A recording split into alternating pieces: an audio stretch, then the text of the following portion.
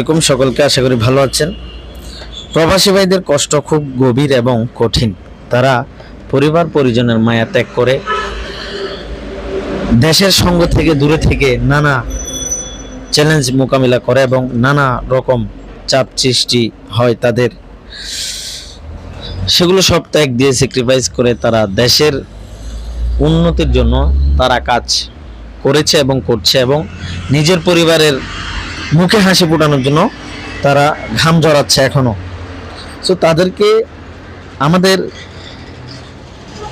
Respect করা অবশ্যই দরকার, দেশের মানুষের করা দরকার, প্রতিটা পরিজনের মানুষের করা দরকার।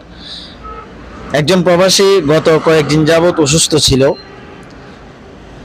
তারপর সে রাতে ঘুমিয়েছে একসাথে সবার সাথে, কিন্তু সে সকালে আর উঠতে পারেনি।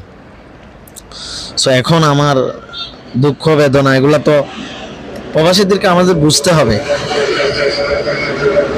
মানতে হবে ওরা অনেক কষ্ট করছে। যারা প্রবাসী রয়েছেন তাদের সাথে কথা বললে বোঝা যায় তারা কী পরিমাণ কষ্ট করে।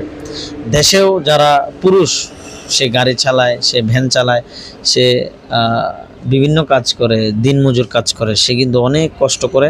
কার জন্য? দিন শেষে নিজের ঘরের মানুষের জন্য। সবাই ভালো থাকবে এই আশায় তিনি কষ্ট করেন। সো আমাদের প্রবাসী ভাইদের দুঃখ কষ্ট বোঝা উচিত এবং তিনাদেরকে অতিরিক্ত কোনো প্যারা, টেনশন এগুলা যেন আমরা হতে না দিই। এই সকল কাজ থেকে আমরা বিরত থাকব। সকলকে আল্লাহ পাক সুস্থ রাখুক।